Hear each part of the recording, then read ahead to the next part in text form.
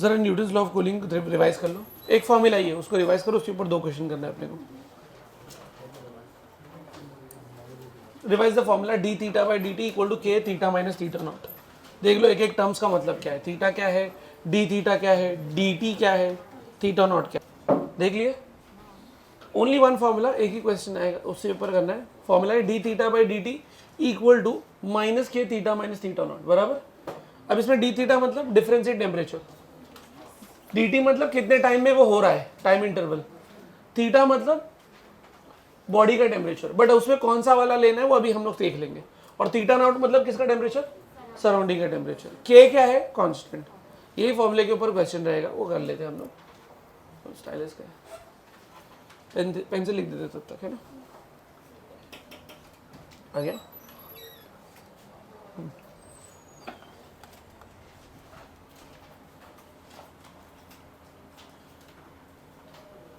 चलो क्वेश्चन देख लो।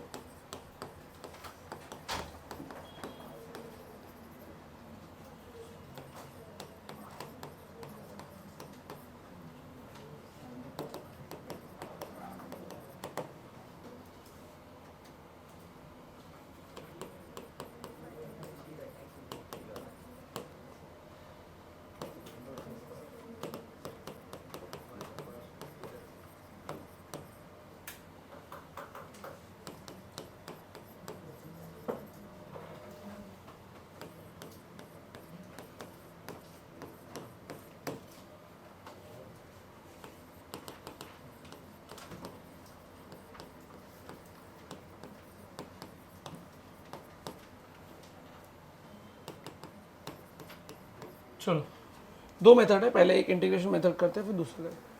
तो समझिए क्या लिखा है, body cools, Newton's law of cooling है तो कूलिंग की बात हो रही है। कहां से कहां हो रहा है बेटा, 82 फीट। और उसके लिए कितना टाइम लग रहा है, क्या आपको ये डायग्राम समझना, सिंप्लीफाइड। दूसरा बनाओ, कहां से कहां तक, 60 डिग्री टू 30 डिग्री, और कितना टाइम लग रहा है, एक्स मिनट या टाइम मिनट, है ना, नहीं पता हमको, वही ढूंढना है। ठीक है, चलो क्या फॉर्मूला था बेटा, बोलो। D theta by d t minus k theta minus theta naught बराबर d theta upon theta minus theta naught is equal to minus k d t. Make sense, correct.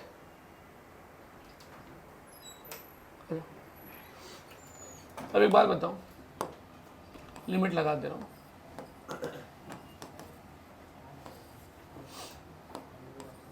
चलो ये चलेगा, करेक्ट। अच्छा, what is D theta by theta का integration, या D x upon x का integration, log x. भाई ये देखो ना, ये चीज आपके लिए कांस्टेंट है, तो आप इसको भूल सकते हैं, खाली डी थीटा बाई थीटा देख सकते हैं, तो that is log x, but natural आएगा। अच्छा, यहाँ पे थीटा 2 लिखूंगा, यहाँ पे थीटा 1 लिखूंगा, माइनस के डी टी का इंटीग्रेशन होता है T, but upper limit minus lower limit होने पे टी टू माइनस, बराबर। ये ठीक है। अब क्या करना पड़ेगा, यहाँ पे लिमिट डालना पड़ेगा, जरा लिमिट डालो, तो थीटा की जगह पे थीटा 2 डालना पड़ेगा, तो theta 2 minus theta naught minus log theta 1 minus theta naught, but आपको पता है log a minus log b is log, तो ये लिखना चाहिए, बोलो, बराबर। अच्छा, अगर ये माइनस इधर चलेगा तो पता है लॉग उल्टा हो जाएगा, तो बोलो क्या हो जाएगा,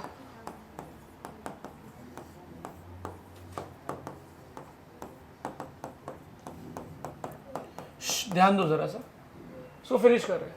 बेटा आपका पहला टेम्परेचर क्या था, दूसरा कितना था, और सराउंडिंग टेम्परेचर को थीटा नॉट बोलते थे, कितना था वो, ध्यान में रहेगा। तो पहला टेम्परेचर 80, दूसरा 50। कौन है रे बात कर रहा है, 80 माइनस 20, बोलो सराउंडिंग 20 था, और ये पूरे में कितना मिनट लगा, 5 मिनट। सर कन्वर्ट नहीं कर रहे, नहीं कर रहा, इतना ठीक है। अच्छा, इसको सिंप्लीफाई कर दो, लॉग 60 अपॉन लॉग 30, बराबर ना, लॉग 2, पुट नहीं कर रहा हूँ वैल्यू, ऐसे ही छोड़ दे रहा हूँ, बाद में देखते हैं। अब अगर नेक्स्ट क्वेश्चन पे जाऊँ, नेक्स्ट साइड पे जाऊँ, तो क्या मैं डायरेक्ट इसको वहाँ पे कॉपी कर दूँ? बोलो ना डायरेक्ट ही, क्योंकि पूरा इंटीग्रेशन करने की क्या ज़रूरत है। तो अगर डायरेक्ट जाऊँ तो मेरे हिसाब से होना चाहिए log θ1 minus θ0 upon θ2 minus θ0 equal to KT। बोलो प्लीज हेल्प मी आउट, बोलो θ1 कितना लोगे? 60 सराउंडिंग 20, 30 माइनस 20 और ये आएगा K और हमने इस टाइम को X माना है, बराबर। ये बताओ कितना हो रहा है? 60 माइनस 20 40, 30 माइनस 20 10, तो log 4, करेक्ट। इसको क्या हम इक्वेशन 2 बोल सकते हैं? जो पहले आया था उसको क्या बोलेंगे? इक्वेशन 1। दोनों को डिवाइड करेंगे तो अगर डिवाइड कर दूं तो log 2 equal to K5, log 4 equal to KX। तो पहली बात K कैंसिल। अच्छा log 4 को log 2 लिख सकते हैं ना बेटा, और वो 2 बाहर आ जाएगा log के रूल के हिसाब से, बराबर। तो ये कितना हुआ अपना? यहाँ पे 5 बचा, यहाँ पे x बचा, बराबर। तो 2 आ गया यहाँ पे। अब बताओ log 2 तो यहाँ पे क्या बचा? 1/2, करेक्ट, बराबर। तो x की वैल्यू कितनी होगी? क्लियर है? सिंपल है। ये था अपना इंटीग्रेशन मेथड। दूसरा मेथड थोड़ा रिलेटिवली इजी है, इधर देखो, मेथड 2। जरा इसको बना लेता हूँ। कितना था? 80 से पहले कितना जाना था? 60 है ना, 50 जाना था, 80 से 50 जाना था, और फिर नेक्स्ट वाले में कितना जाना था? करेक्ट। अच्छा सर यहाँ पे 5 मिनट लगा, यहाँ पे कितना लगा? 10 निकाल लिया हमने। ऐसा क्यों? डिफरेंस तो 30 है। क्योंकि स्टार्ट में टेम्परेचर हाई था, तो जब टेम्परेचर हाई था तो कूलिंग फटाफट स्टार्ट हुई, और फिर जैसे जैसे टेम्परेचर सराउंडिंग के नजदीक आने लगा कूलिंग क्या हो गई? स्लो हो गई। Are you understanding? मतलब अगर आपकी एक ब्लैक टी है जो कि गर्म है, ठीक है, और उसमें आपने मान लो दूध डाल दिया। ऐसा होता है ना, चाय 2 टाइप की बनाते हैं लोग। एक बनाते हैं जिसमें चाय पत्ती बन रही हो, दूध डाल दिया और फिर दोनों को एक साथ गर्म करके दिया। और एक जो अलग टाइप का होता है, इंग्लिश लोग यूज़ करते हैं, वो होता है कि टी अलग आती है और कॉफ़ी पाउडर, ये सॉरी मिल्क पाउडर अलग से डालते हैं या मिल्क अलग से डालते हैं। तो अगर गर्म चाय है, बराबर, उसमें आपने मिल्क डाल दिया, तो बेसिकली आपने रेट ऑफ कूलिंग को फास्ट किया या स्लो किया? स्लो किया। अंडरस्टैंडिंग? क्योंकि वो मिल्क नॉर्मल टेम्परेचर पे था और आपने उसको ऐड किया, तो अब वो मिक्सचर होने के बाद आपका जो है रेट ऑफ कूलिंग जो है वो स्लो हो जाएगा, ठीक है, वरना वह पहले जल्दी ठंडा हो जाता। नाउ कमिंग, इतना ध्यान नहीं देते। इसको कैसे सॉल्व करने का? अब ये वाला फॉर्मूला देखो, सेम फॉर्मूला है, जरा ध्यान दो। देखो θ0 के जगह पे आप 20 लिखोगे, मेक सेंस। डी थीटा का मतलब difference in temperature, which you can see it is how much? 80 minus 50 30। dt के जगह पे तुम क्या लिखने वाले हो? 5 मिनट। सर वो भी समझा। ये थीटा के जगह पे क्या लिखोगे? ये थीटा तो टेम्परेचर है, सराउंडिंग नहीं है, तो तुम्हारे पास 2 ऑप्शन आता है, या तो आप क्या यूज करो 80, या तो आप या क्या यूज करो 50। कौन सा यूज करें? 80 यूज करें 50 यूज करें? क्योंकि दोनों कंफ्यूजिंग है। क्योंकि अगर आप यहाँ पे 80 यूज कर रहे हो, इसका मतलब आप 80 से 20 जाना चाह रहे हो। अगर आप 50 यूज कर रहे हो, मतलब आप 50 से 20 जाना चाह रहे हो, डिफरेंस। तो इसके लिए सेफ चीज क्या लेना है आपको? क्या लेना है? Average. So can you finish this question now? बोलो क्या हो रहा है, बोलो। माइनस के थीटा एवरेज, भाई 80 प्लस 50 का एवरेज कितना होगा? 80 प्लस 50 हो जाएगा 130, 130 डिवाइड बाई 2 कितना हो जाएगा? बराबर, करेक्ट। यहां पे डी थीटा की जगह पे क्या लिखोगे? 80 माइनस 50, बराबर, और टाइम की जगह पे क्या लिखोगे? 5। चलो बोलो क्या इक्वेशन बन रही है? 6 माइनस के, और ये कितना है? 45, बराबर। यहां पे बनाओ क्या हो जाएगा? 60 माइनस 30 अपॉन एक्स, है ना, टाइम हमने एक्स मान के रखा है। ये हो जाएगा माइनस के, क्या हो जाएगा? 30 प्लस 60, है ना, डिवाइड बाई 2 माइनस 20, है ना, कितना हो रहा है? 45 minus 20 which is how much? 25। और ये कितना है अपने को? 30/x, इसको और इसको डिवाइड कर लेते हैं। बोलो चलो करो डिवाइड। अगर आप इसको और इसको डिवाइड कर रहे हो तो क्या बन रहा है अपने पास, देखो 6/30/x equal to -k 45/-k 25। चलो फटाफट कर लो। 5 5 ज़ा 5 9 ज़ा बराबर। ये कितना हो जाएगा 1 ज़ा, ये हो जाएगा 5 ज़ा, ये 5 और ये 5 भी। तो इससे x की वैल्यू कितनी आई 9 मिनट। सर अभी मेरा दिमाग समझ में नहीं आ रहा है, पहले वाले मेथड से 10 मिनट से आया, दूसरे वाले मेथड से कितना आया 9 मिनट्स। सर फर्क तो है, हाँ फर्क है, अंडरस्टैंडिंग, बिकॉज यहाँ पे आपने एवरेज यूज किया, वहाँ पे आपने लॉग यूज किया। एग्जाम में कौन सा यूज करने का, डियर स्टूडेंट, एग्जाम में you can prefer any of the method, but I would say average वाला यूज करो, मच बेटर, ठीक है, इजीली सॉल्व होता है क्वेश्चन।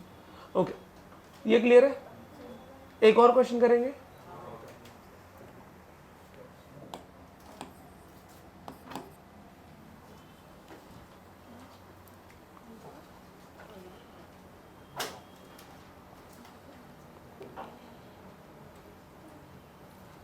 चलो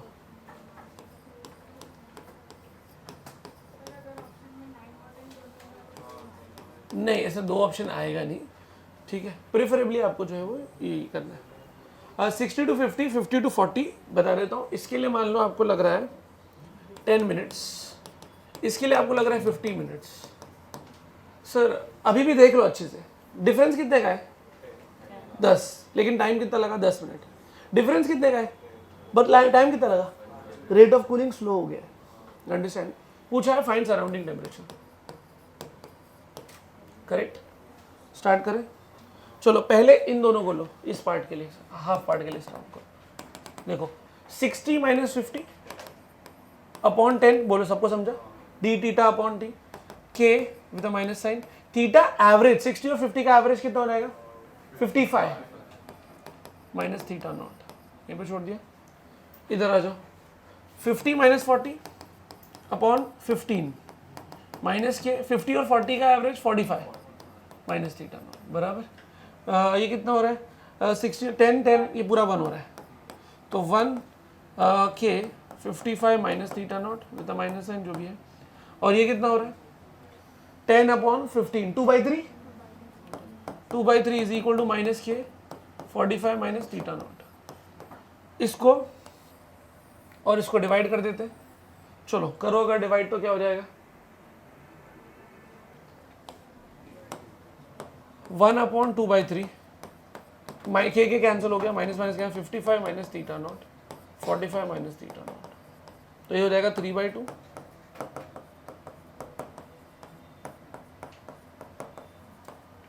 करेक्ट। अब जरा बताओ ये क्या हो जाएगा 3 × 45 माइनस थीटा नॉट, ये हो जाएगा आपका 2 × 55 माइनस थीटा नॉट। बोलो कितना होता है ये 110 माइनस 2 थीटा, ये 45 × 3 135 माइनस 3 थीटा। बोलो ये उधर चला जाएगा तो हो जाएगा थीटा नॉट, है ना, प्लस, और ये हो जाएगा कितना 135 माइनस 110 25, तो surrounding temperature 25 degree Celsius. Clear है, चलो कॉपी कर लो।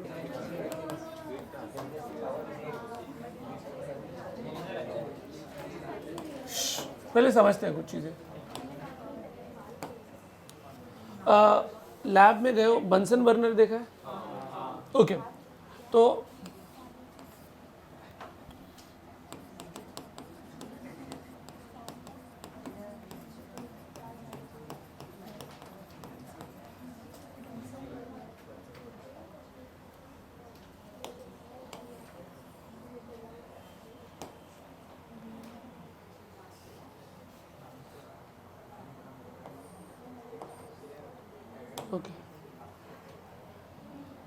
okay now very simple diagram but understanding के लिए important है। now very simple, okay, why are we studying this, okay, सबसे आउटर मोस्ट में आपको कुछ अलग कलर नजर आएगा, रेड रहेगा यूजुअली, बीच में कौन सा है देखो देखो दिख रहा है आपको, अगर आपको चाहिए तो मैं गूगल से भी इमेज निकाल दूं, लेकिन ये समझ में आ रहा है बीच में एकदम सेंटर पे सबसे हॉटेस्ट रीजन कौन सा है ये बताओ, ब्लू। ये आप मानते हो वहां पे उंगली डालना बहुत डिफिकल्ट है, बराबर, एक झटका लग जाएगा, साइड में उंगली लग भी गई तो भी हो जाएगा। तो इसका मतलब ये है कि जो रीजन आपका सबसे ज्यादा गर्म है, एक्सट्रीमली हॉट बोल सकता हूं, उसका टेम्परेचर ज्यादा है बट उसका वेवलेंथ कम। सर कुछ समझ में ही नहीं आया, कैन यू रिमेंबर दिस? सबसे ज्यादा वेवलेंथ रेड का होता है भाई, कुछ याद आ रहा है? सबसे कम वेवलेंथ किसका है? वॉयलेट या ब्लू। समझे आप मेरी बात? कहने का मतलब ये जिसका टेम्परेचर ज्यादा उसका वेवलेंथ कम, बराबर।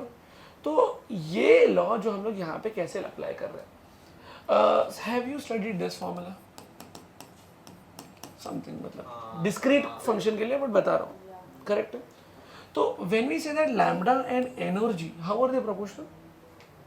Inversely proportional. मतलब एनर्जी जो ज्यादा एमिट करेगा उसका वेवलेंथ कम। तो अभी क्या किया हमने, एक ऑब्जर्वेशन किया और हमने इंटेंसिटी वर्सेस लैम्डा का ग्राफ बनाया।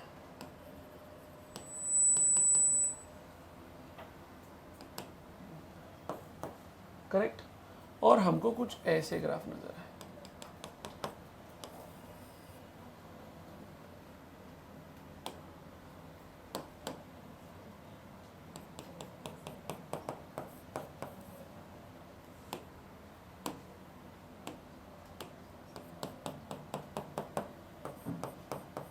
किसका वेवलेंथ ज्यादा है?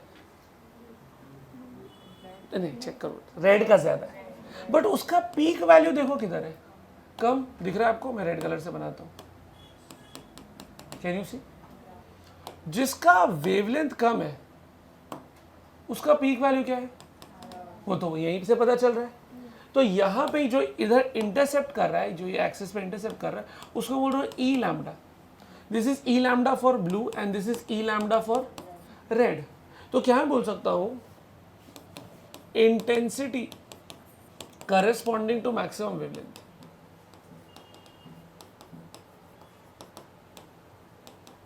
बराबर।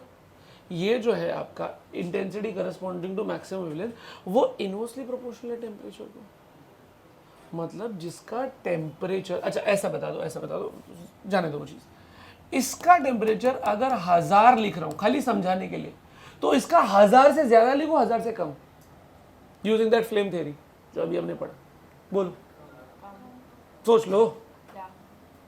ये रेड है, ये ग्राफ रेड के लिए, ये वाला, और ये ग्राफ ब्लू के लिए। अभी आपको बताना है ज्यादा, तो ये 1200 होगा। अच्छा अभी बताओ, वेवलेंथ ज्यादा किसका है? 100% सब लोग मानते हैं, बट टेम्परेचर ज्यादा किसका है? इसका मतलब हम ये बोल सकते हैं कि यहां पे इनवर्सली प्रोपोर्शनल लॉजिक जा रहा है, बराबर। रेड का वेवलेंथ वॉयलेट से ज्यादा और टेम्परेचर रेड वॉयलेट से कम। तो यहां पे एक लॉ बन सकता है कि lambda is inversely proportional to. लेकिन सर ये ग्राफ में आप तो सिर्फ इसी को क्यों देख रहे हो? कुछ याद आ रहा है कि हम इस ग्राफ को अगर ब्रेकअप करें टेक्निकली, तो हमारे पास इधर इधर इधर इधर इधर इधर इधर बहुत सारी पॉइंट्स है। ये लैम्डा, ये भी लैम्डा, ये भी लैम्डा, ये भी लैम्डा, ये भी लैम्डा, बराबर। लेकिन हम लोग सिर्फ इसको क्यों फोकस कर रहे हैं? क्योंकि वो मैक्सिमम। तो we are trying to understand the intensity corresponding to maximum wavelength. जैसे मैक्सवेल थ्योरी में पढ़ते थे, बहुत सारे बच्चों को अलग अलग मार्क्स आएंगे, बट एक आता था मोस्ट प्रोबेबल मार्क्स, याद आ रहा है कुछ, सबसे पीक वैल्यू लेता था। अब ऐसा समझ लो, अली के पास मान लो वॉलेट है और उस वॉलेट बहुत मोटा नजर आ रहा है, ठीक है, और इसके पास भी वॉलेट है, इसका वॉलेट पतला नजर आ रहा है। अब वॉलेट की थिकनेस से हम बोल रहे हैं भाई अली तो सेठ है, सेठ है अली, भाई चल अली थोड़ा फ्रैंकी खिला, थोड़ा खर्चा पानी है भाई डीला कर, बराबर। और इसको उसकी वॉलेट पतली, क्या ही होगा, बराबर। बट प्रॉब्लम ये कि अली जो है 5 वाली नोट, 10 वाली नोट रखा है, 100, बराबर, और इसने जो रखा है 500 की नोट रखा है, बराबर है। तो टेक्निकली देखा जाए तो अपेरेंटली आपको क्या लग रहा है कि ये पैसे वाला है और ये कम पैसे, गरीब है बोल सकते हो, बराबर। बट देखा जाए तो इसके पास वैरायटी ऑफ नोट्स है और इसके पास 10 की है, 20 की है, 20 भी आ गया, ओके, 50 भी है, 100 भी है, 500 भी है, लेकिन अली के पास ये वाली नोट की मैक्सिमम जनसंख्या है। तो ये वाली नोट ज़्यादा होने की वजह से इसका वॉलेट कैसा लग रहा है, एकदम थिक, बराबर, पैसा पैसा वाला आदमी। ये बंदे के पास बराबर 10, 20, 50, बराबर 500, इसके पास 500 की ज़्यादा नोट है और 10, 20 तो बहुत ही कम है। तो इसकी वजह से लग रहा है कि इसका वॉलेट जो है बहुत थिन है। तो ये हो गया आपका क्वांटिटी, ये हो गया आपका क्वालिटी। आप समझ पा रहे हैं मेरी बात? हमारे केस में भी यही है, एरिया अंडर द कर्व हमको दे रहा है क्वांटिटी, बराबर, मतलब बहुत ज़्यादा है, बराबर, बट जो हमको क्वालिटी की बात चाहिए वो इससे ही पता चल रहा है कि भाई किसके पास मैक्सिमम नोट की मैक्सिमम जनसंख्या है। नहीं समझे? 500 की नोट होनी मांगता है और 500 की नोट ज़्यादा होना मांगता है। समझ में आया? 10 की नोट नहीं, 10 की नोट ज़्यादा होने से कोई फर्क नहीं पड़ रहा। Are you understanding? 500 की नोट है और वो ज़्यादा होना मांगता है। That is the idea for this, ठीक है? अच्छा, अब इसको अगर AI थोड़ा हेल्प कर दे तो मजा आ जाए।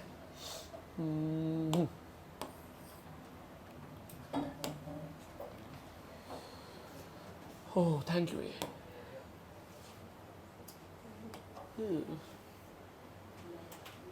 ओके ठीक है, कैन यू सी, मतलब इसको मैं जूम कर दूंगा अभी थोड़ी देर में। इसको पहले इधर रखते हैं, फिर इसको सेलेक्ट करते हैं, फिर उसको कहीं और मूव करते हैं।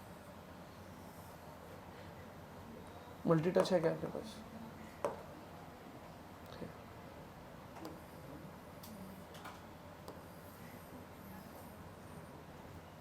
और अब जूम कर देते हैं, ठीक है? अब रीसेट कर जाते हैं। चलो देखो, ग्राफ तो मैंने भी वैसे ही बनाया, लेकिन क्या है, ये थोड़ा सा बेटर है। कलर जोन दिख रहा है आपको? क्या आपको नहीं नजर आ रहा कि ब्लू वाला इधर शिफ्टेड है और रेड वाला आगे शिफ्टेड है? अंडरस्टैंडिंग?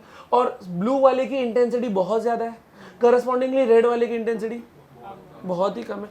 अब अगर आप एक नॉर्मल इनकैंडेसेंट बल्ब को देखें, अभी तो एलईडी का ज़माना आ गया, लेकिन बल्ब जो है जब स्टार्ट होता है ना बेटा, तो वो रेडिश ग्लो होता है, फिर बहुत ज़्यादा हीट होता है तो वाइट होने लगता है,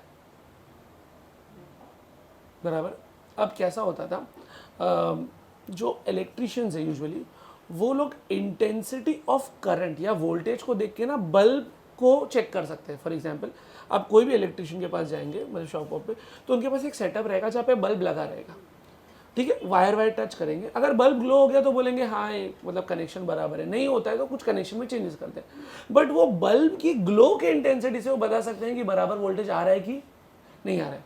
तो इफ द बल्ब का जो फिलामेंट अपीयर्स रेड, मतलब उसका टेम्परेचर कम है।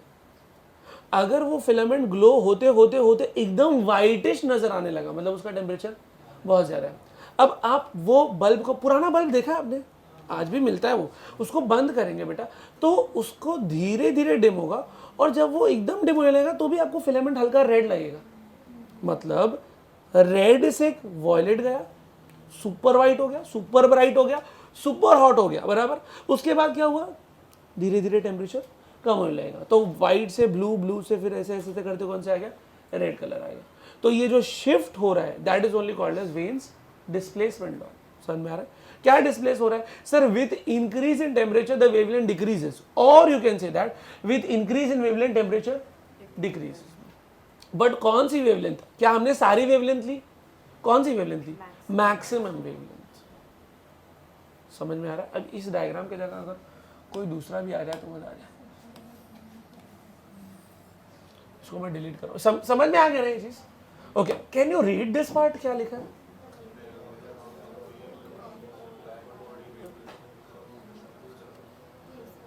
The wavelength of the peak of the black body, peak जिस पीक पे आ रहे हैं, बराबर।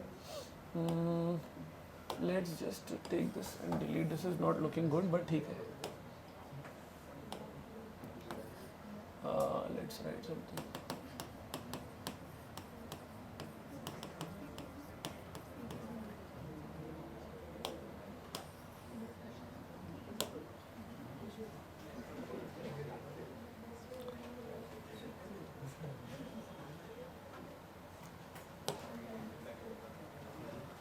अच्छा I think due to colour inversion this is getting reversed, है ना, वरना वो डायग्राम वैसा है बट वो ठीक है, बैकग्राउंड अपना ब्लैक है इसकी वजह से वो दिक्कत हो जा रही है। तो what we can do is we can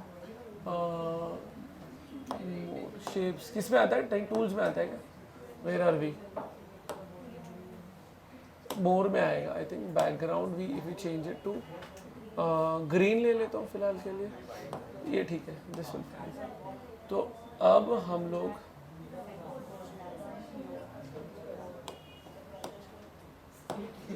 क्या बोल रहे हैं, अरे ये खाली ये सब पढ़ने के लिए रे बाबा, मेरे को ही पता यू लाइक ब्लैक।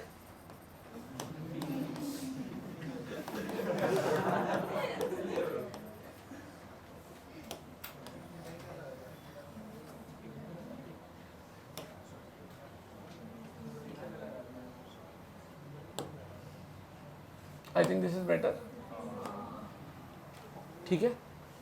तो lambda is inversely proportional to t, therefore lambda into t is some constant, ये पूरा उसका ग्राफ है तो इसीलिए हमने लिया है। एज यू कैन सी बेटा आपका ये डायरेक्शन में वेवलेंथ बढ़ रहा है, तो रेड का देखो वेवलेंथ 500 के आगे है बराबर है, और इसका देखो 300 एंड समथिंग पे आस पाएगा, 500 के नीचे। ब्लू का वेवलेंथ कितना बता रहा है बेटा 483, और रेड का करस्पॉन्डिंग कितना बता रहा है 724। तो रेड का वेवलेंथ ज्यादा है बट उसके लिए करस्पॉन्डिंग टेम्परेचर क्या है, कम। समझ में आ रहा है, ठीक। तो ये अपना वेन्स लॉ है। इस लॉ का अभी हम लोग ये समझ में आ गया, इसको यहीं पे रखते हैं, हम लोग पीछे पेज पे जा रहे हैं। हाँ, AI इज रियली हेल्पफुल।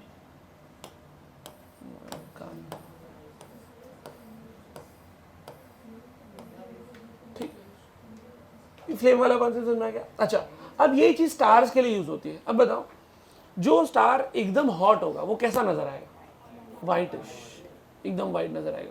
और जो स्टार जो है थोड़ा कूल रहेगा वो क्या रहेगा।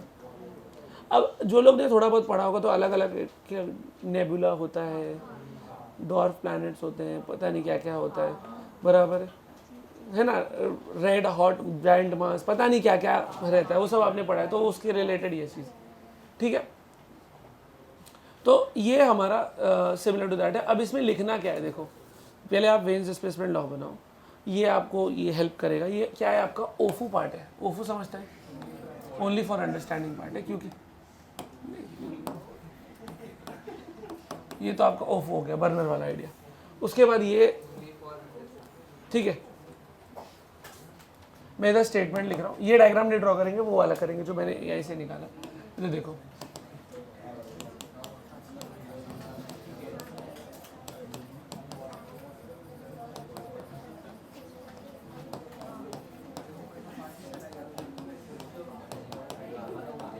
Wavelength corresponding to maximum intensity, ये क्लियर है ना।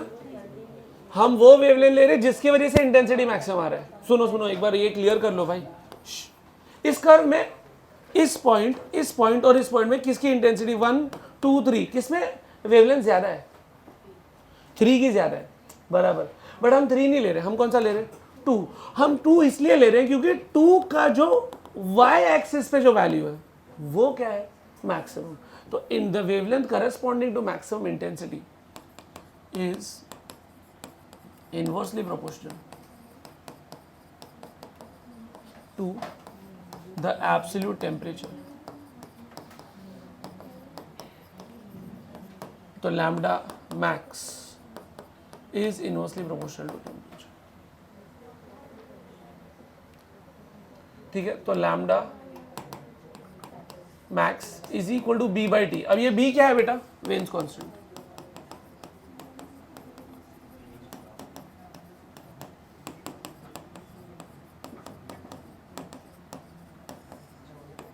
ठीक, अच्छा इस ग्राफ का अपने को ये अली वाला एग्जांपल ले रहे हैं, नोट वाला एग्जांपल, बराबर। नोट का एरिया बड़ा होना इसका मतलब क्या होना, जनरल बात कर रहे हैं हम लोग, बराबर है। दिखावटी अमीर है,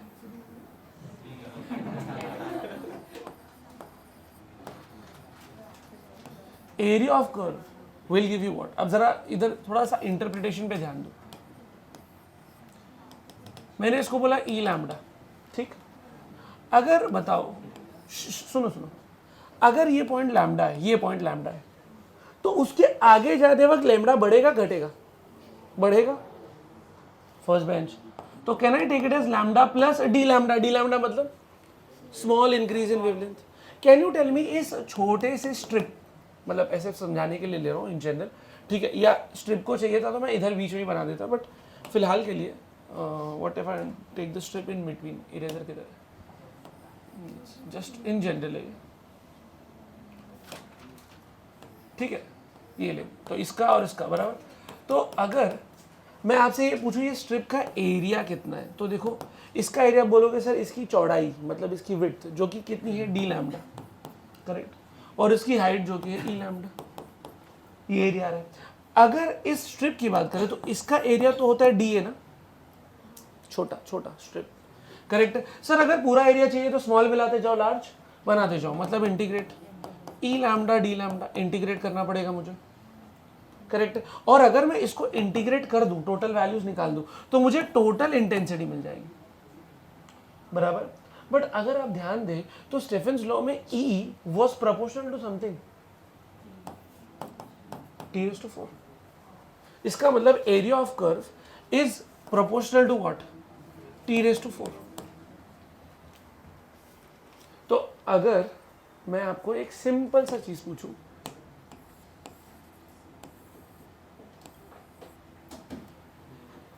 अगर ये T है तो क्या ये T हो सकता है, ये T से कम होना चाहिए, T से कम, क्योंकि सर इसकी वेवलेंथ ज्यादा और इसकी वेवलेंथ कम, तो जिसकी वेवलेंथ ज्यादा उसका टेम्परेचर कम कम कम कम, उल्टा, बराबर। तो अगर ये 2T है तो ये T होना चाहिए।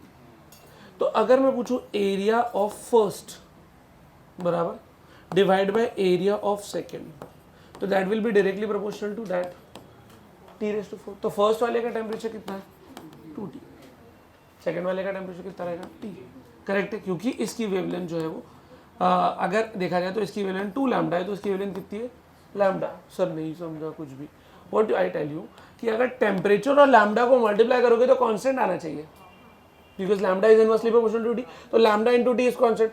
तो अगर ये 2T है तो वेवलेंथ कितनी, लैम्डा, तो 2T लैम्डा हुआ। अगर ये T है तो ये 2 लैम्डा, 2T लैम्डा, उससे भी हो रहा है। ओके, अब बताओ एरिया अगर निकाला सर इसका 2T इसका T, तो कितना आंसर आएगा, area 1 upon area 2 is equal to 60, समझा। तो area under curve is T⁴, ये आपको कौन सा लॉ दे रहा है, स्टेफेंस लॉ दे रहा है। एंड स्टेफेंस लॉ किसके बारे में बात कर रहा है बेटा, मालूम है, इट्स टॉकिंग अबाउट क्वांटिटी, मतलब जो अली वाला केस था, पर्स भरी हुई है ना, पर्स में नोट ज्यादा, अरे नहीं वो बात अलग है, बराबर, बट 10 की नोट है, ठीक है, तो इसलिए भरी लग रही। सेकंड वाला केस क्लियर है, सेकंड वाला case is for maximum value, उसमें उसकी नोट नॉर्मल है भाई, बराबर, उसका जो थिकनेस है कम है, लेकिन उसके पास जो मैक्सिमम वाले हैं वो ज़्यादा है, ठीक है। तो ये दो चीज़ें ध्यान में रखने का है, ठीक है। तो दिस इज क्वांटिटी, और वो टेम्परेचर वाला जो है मैक्सिमम वाला किसके लिए, वो क्वालिटी के रिलेटेड। तो अभी लिखने के लिए क्या क्या है, पहले तो ये वाला मत लिखना, ये तो आपको समझाने के लिए था, रेड और ब्लू वाला। एक तो ये हो गया कि आपको फ्लेम्स का एक डायग्राम बना लेना, ठीक है, वेन्स लॉ आप लिख देंगे, ठीक है, ये लिखेंगे एरिया वगैरह वाला पार्ट, ये क्वेश्चंस आप लिखेंगे। वेन्स लॉ का जो डायग्राम है वो पीछे वाले स्लाइड से अपन कॉपी करेंगे, ठीक है। तो सबसे पहले डायग्राम लिखेंगे क्योंकि डायग्राम ही इंपॉर्टेंट है। तो वेन्स डिस्प्लेसमेंट लॉ, हेडिंग डालो, वेन्स, या आप इसको, इसका हेडिंग डालो, आप ये मत डालो, इसका हेडिंग डालो आप इंटेंसिटी डिस्ट्रीब्यूशन का, इंटेंसिटी डिस्ट्रीब्यूशन का।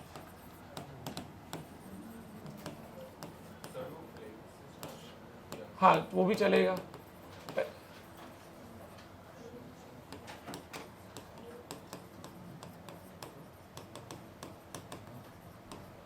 सर तो मेरे पास तो कलर पेंसिल नहीं है भाई, कलर पेंसिल मत यूज करना, जहाँ पे देखो रेड लगेगा वहाँ पे रेड लिख देना, जहाँ पे ब्लू रहेगा ब्लू लिख देना, ठीक।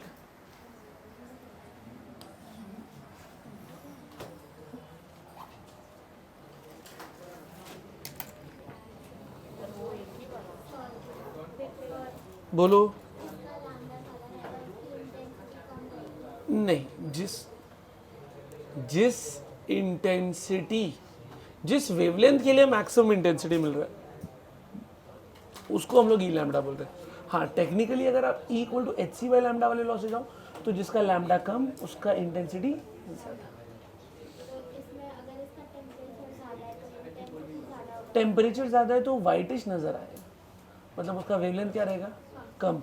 तो अगर मैं आप बोलूँ कि मान लो अगर आप गोवा में हो और आप जो है वो बॉनफायर के पास बैठे हो, ठीक है ना जैन, तो आपको उस लाइट में वार्म फील होगा क्योंकि उससे इंफ्रारेड रेडिएशन आ रहा है। बट उस लाइट से ये एक्सपेक्ट मत करो कि बैठ के पढ़ाई करने बैठ जाओगे, क्योंकि वो लाइट जो है वो वार्म लाइट है। अगर उस आंख को बहुत ज्यादा तेज करोगे तब जाके वो येलो और रेड कलर से कौन से में ट्रांसफॉर्म होगी, व्हाइट में। तो अभी आप देखो डिफरेंट काइंड्स ऑफ एलईडीज आती है घर पे, कभी रात के टाइम वार्म लाइट जलती है, बराबर है, वाइट लाइट जलती है। वाइट लाइट स्टडी के लिए यूज हो रही है, अंडरस्टैंडिंग। तो वाइट लाइट में जाहिर सी बात है, ऑल्दो ये जो है वो फोटॉन्स का कॉन्सेप्ट है, लेकिन हाँ वाइट लाइट का टेम्परेचर ज्यादा है, पेल लाइट का टेम्परेचर कम। एक मिनट सुनो, थोड़ा सा और डिटेलिंग कर लेते हैं। आप भी बोलेंगे सर पागल कर दे रहे हो क्या, 100% सबने पढ़ा है। एच को प्लैंक्स कांस्टेंट, सी को स्पीड ऑफ लाइट। इसका ग्राफ ई वर्सेस लैम्डा का इनवर्सली प्रोपोर्शनल होना चाहिए, जिसको मैंने क्या बोला था, रेक्टेंगल। इनवर्सली प्रोपोर्शनल ग्राफ को क्या बोलते हैं, रेक्टेंगुलर हाइपरबोला। याद आ रहा है कुछ, कैसा बनना चाहिए, अरे यार रेक्टेंगुलर हाइपरबोला, इनवर्सली प्रोपोर्शनल, हाँ करेक्ट, ऐसा बराबर। ये मालूम किसके लिए था, मालूम कितने फोटोन के लिए,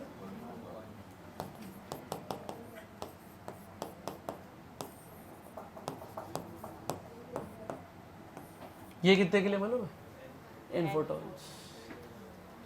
अब समझ में आया कि भाई ये वाला जो लॉजिक है कि सर जिसका लैम्डा कम उसका एनर्जी ज़्यादा, हाँ हाँ बराबर है, बिल्कुल सही है। ये वही लॉजिक से तो आपको मैंने ब्लू और रेड कलर समझाया। बट ये वाला जो है, ये जो है, तो सर ये एन क्यों, मतलब किसी का भाई वेवलेंथ भी कम हो सकता है, एनर्जी भी कम हो सकता है। किसी का वेवलेंथ ज़्यादा पर एनर्जी कम। कोई ऐसा है जिसका वेवलेंथ नॉर्मल कैटेगरी में ही है बट उसकी इंटेंसिटी क्या है, मैक्सिमम। तो ये वाला जो हम बना रहे हैं, ये वाला एक के लिए, ये वाला बहुत सारे के लिए, कि हमारे पास एक वेवलेंथ नहीं, कितनी वेवलेंथ है, मल्टीपल। क्यों सर, विजिबल लाइट की कितनी वेवलेंथ है, बहुत है ना, 3500 टू 7500 एंगस्ट्रॉम। तो कोई एक वेवलेंथ है जिसके वजह से मैक्सिमम इंटेंसिटी आ रहा है, मैक्सिमम नहीं, उस वेवलेंथ जिसके लिए मैक्सिमम इंटेंसिटी है, उस पॉइंट को हम लोग यहां पे मार्क कर रहे हैं। ठीक, ये हो गया। चाहिए रहेगा तो ये भी ओफो में डाल देना। चलो लेट्स स्टार्ट।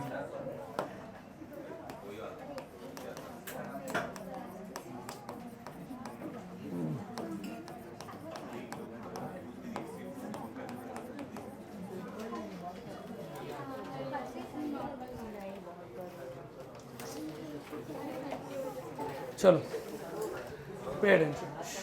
चिन्मय बेटा आपको जहां बिठाया था वहां चले जाओ फटाफट।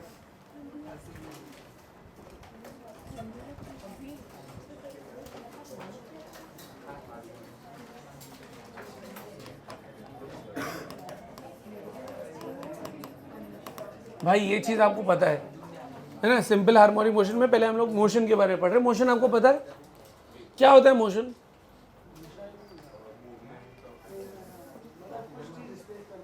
हाँ मतलब पोजीशन अगर चेंज हो गई उसकी तो उसको हम लोग क्या बोलेंगे कि उसने मोशन किया। When it is change in position of an object in a given frame of reference we call it as motion. और अगर पोजीशन चेंज नहीं हो रही तो उसको क्या बोलेंगे, रेस्ट। और अलग अलग टाइप के मोशन आपने पढ़ लिए, बराबर। तो मोशन का मतलब बेसिकली आपको क्लियर है, चेंज इन पोजीशन।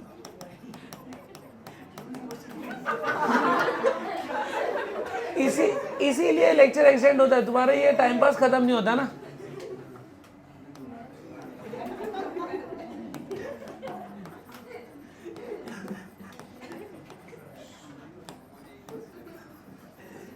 बराबर, एक फ्रेम ऑफ रेफरेंस में पोजीशन चेंज हो गया तो आपको बोल सकते हैं मोशन पे, बराबर। डिफरेंट काइंड्स ऑफ मोशन आपने पढ़े। अभी रिसेंटली आपने पढ़ा रोटेशनल मोशन, उससे पहले आपने पढ़ा सर्कुलर मोशन, उससे पहले आपने पढ़ा motion in 2D projectile motion, उससे पहले आपने पढ़ा मोशन इन 1D। तो अलग अलग काइंड के मोशन हो सकते हैं, बराबर है। तो आपने एक पढ़ लिया वन डायमेंशनल, जिसको आप लीनियर मोशन बोलते हैं। उसका दूसरा नाम ट्रांसलेटरी मोशन भी हो सकता है, रेक्टिलीनियर मोशन भी हो सकता है। फिर आपने 2D में पढ़ लिया, बराबर, कर्वीलीनियर मोशन बोल सकते हैं उसको, प्रोजेक्टाइल मोशन बोल रहे आप पढ़ लिया ना, मोशन इन अ प्लेन। उसके बाद बेटा आपने 3D में नहीं पढ़ा है, बट आपने सर्कुलर मोशन भी पढ़ा है। सर्कुलर मोशन 2D है 3D है? 2D है। अरे भाई क्लियर है ना, ठीक है, सर्कुलर पढ़ लिया। फिर उसके बाद आपने रोटेशनल मोशन पढ़ा, करेक्ट है? हो गया कि पढ़ रहे हो अभी? हो गया ना, ओके। अब हम जो पढ़ रहे हैं वो ऑसिलेटरी पढ़ेंगे, बट उससे पहले ये चीज डिस्कस कर रहा हूँ, पीरियोडिक मोशन। क्या लगता है आपको पीरियोडिक मोशन क्या है बेटा? What do you think periodic motion क्या है?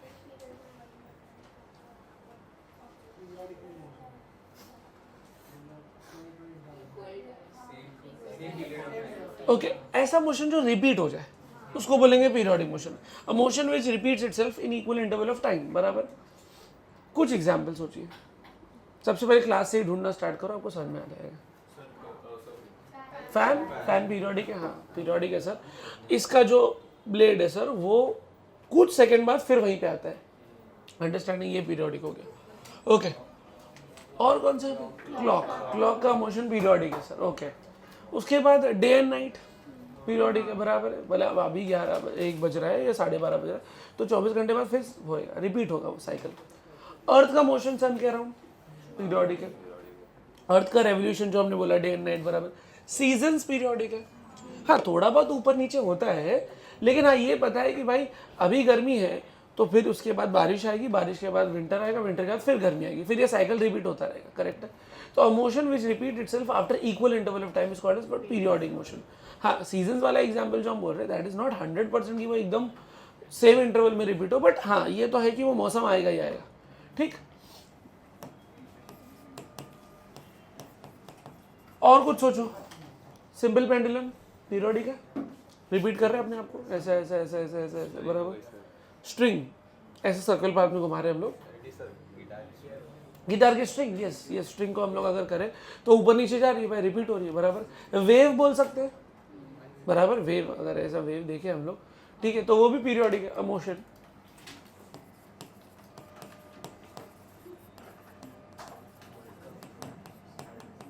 अच्छा, वर्ल्ड कप भी पीरियोडिक है, हर 4 साल में आता है।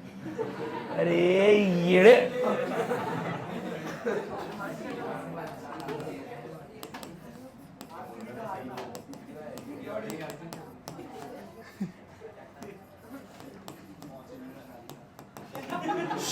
A motion which repeats itself after equal interval of time is called as periodic motion. Example आप लोग ने बताया, बराबर। फैन का मोशन बता दिया, फिर आपने बोला अर्थ अराउंड सन,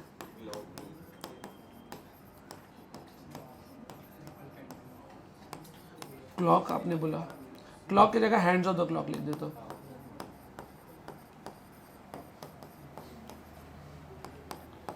सीजन्स, बराबर। फिर आपने बोला और क्या बोला, सिंपल पेंडुलम। अच्छा, सिंपल पेंडुलम में फिर हम लोग स्विंग भी डाल सकते हैं ना, झूला, करेक्ट, तो ये हो सकता है। बट हाँ, ये आपको पीरियोडिक इसलिए लग रहा है क्योंकि ये यूसीएम है। यूसीएम मतलब यूनिफॉर्म सर्कुलर मोशन, बराबर सर। अगर अभी इसको हम फास्ट कर दें तो एक्सेलरेट करेगा, लेकिन फिर से यूसीएम पे आ जाएगा, है ना। तो फैन आपके लिए यूसीएम में चला जा रहा है, करेक्ट है। ये हो गया आपका पीरियोडिक मोशन, करेक्ट है। वेव्स, बराबर है ना। स्ट्रिंग ऑफ गिटार, करेक्ट, उससे जो वेव प्रोड्यूस हो रही होता है और वो भी ऑसिलेट कर रही है ऊपर नीचे, या पीरियोडिक है, वो रिपीट हो रही है। अच्छा,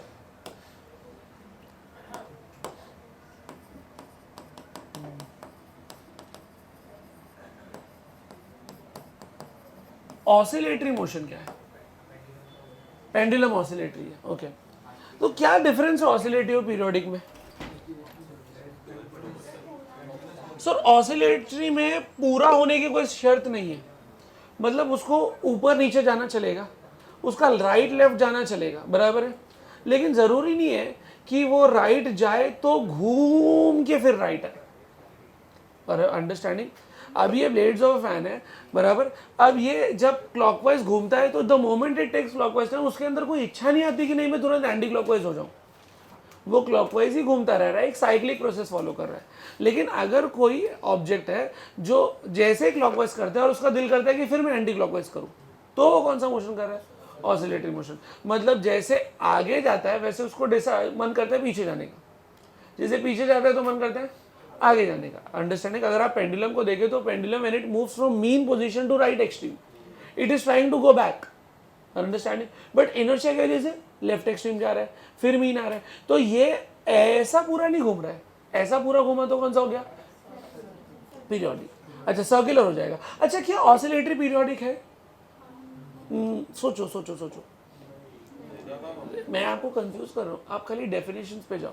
पहले ऑसिलेटरी का डेफिनेशन बता देता हूँ। To and fro motion of a particle about a mean position. Sir mean position क्या होता है? ऐसा पोजीशन जहाँ पे नेट फोर्स 0 बराबर, तो वो मीन के अबाउट ही ऑसिलेट करेगा, आगे पीछे करता रहेगा। करेक्ट है। पीरियोडिक का डेफिनेशन है कि रिपीट करना मांगता है बराबर। नहीं नहीं, repeat itself after equal interval of time. तो सुनो सुनो सुनो, बहुत ध्यान से सुनना, परेशान मत होना। जरा देखो, ये आपका पेंडुलम है, करेक्ट है। ये पेंडुलम यहाँ जाएगा, फिर यहाँ आएगा बराबर। अब बताओ, सुनो सुनो, ये यहाँ से यहाँ जाएगा, लेट से 1 सेकंड लगा, फिर यहाँ से यहाँ 1 सेकंड, फिर यहाँ से यहाँ 1 सेकंड, यहाँ से यहाँ 1 सेकंड, मतलब 4 सेकंड बाद फिर वहाँ पे आएगा, फिर और अगला 4 सेकंड हो गए तो फिर वहीं पे आएगा। तो क्या ये रिपीट कर रहा है अपने आप को? हाँ, हर 4 सेकंड पे रिपीट तो कर रहा है। इसका मतलब हर ऑसिलेटरी मोशन पीरियोडिक है, बट हर पीरियोडिक ऑसिलेटरी। समझ में आया?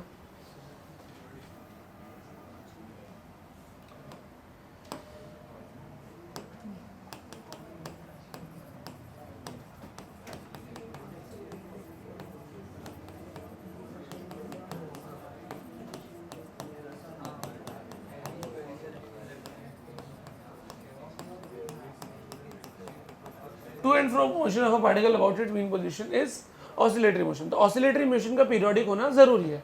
एग्जाम्पल क्या ले लेंगे? Pendulum, correct. अच्छा, सिंपल पेंडुलम या कोनिकल पेंडुलम? सोच लो।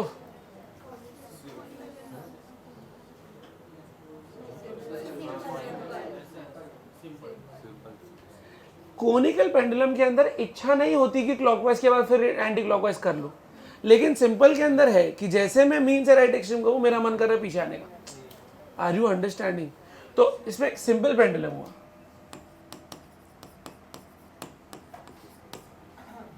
करेक्ट। स्विंग भी हो सकता है, स्विंग आगे गई तो पीछे।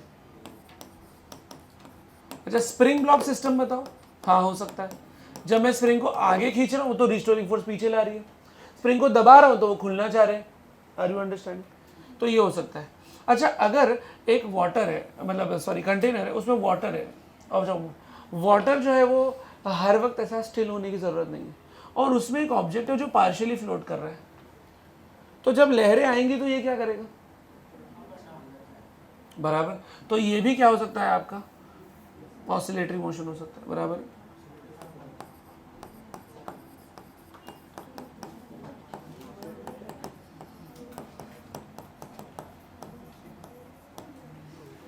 करेक्ट। और क्या एग्जाम्पल हो सकता है ऑसिलेटरी का? क्या वेव्स ऑसिलेटरी है? हाँ सर, वेव्स जनरेट ही इसी हिसाब से होती है क्योंकि पार्टिकल अपनी जगह छोड़ना नहीं चाहता है, बस ऊपर नीचे जा रहा है। देखो ना, इट इज जस्ट लाइक अगर अपने को वेव प्रोड्यूस करना है क्लास में, तो सब लोग अगर अपना एक एक हाथ ऐसे पकड़ के रखे, तो जब नीचे फर्स्ट वाला जब नीचे जाएगा तो सेकंड वाला थोड़ा नीचे जाएगा, बट थर्ड वाला वैसे ही फर्म रहेगा बराबर। जब वो पूरा नीचे चला गया, इसको नीचे जाना पड़ेगा। तो अगर आप ऐसे देखते रहेंगे तो एक बंदे की वजह से दूसरे लोग का इफेक्ट आ रहा है, एनर्जी ट्रांसफर हो रहा है, बट वो बंदा सिर्फ किधर जा रहा है? ऊपर नहीं जा रहा है। जैसे मैक्सिकन वेव होता है, देखा है फुटबॉल में? मैक्सिकन वेव नहीं देखा है? ऐसे लोग ऐसे अपना हाथ उठाते हैं, टाइमिंग है लेकिन उसकी बराबर ऐसा बराबर, तो इसने उठाया, तो उसका जो इफेक्ट है वो क्या नजर आ रहा है? वेव जैसा आ रहा है। अंडरस्टैंडिंग क्लियर है? तो ये वेव भी आपका क्या है? पार्टिकल का ऊपर नीचे जा रहा है। ये पार्टिकल पहले किधर गया? ऊपर, फिर यही पार्टिकल किधर जाएगा? नीचे। बराबर है। फॉर एग्जाम्पल वो देखा होगा आपने, जिम में लोग क्रॉसफिट करते हैं, बराबर, वो रोप ऊपर नीचे जा रही है ना, क्या रोप आगे जा रही है? नहीं, रोप का पार्टिकल सिर्फ किधर जा रहा है? ऊपर नीचे जा रहा है।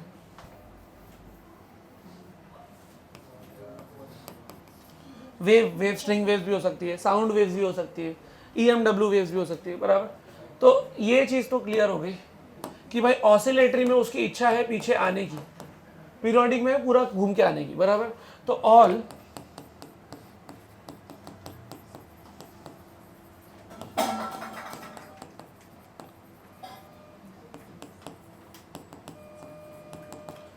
oscillatory motion are periodic, but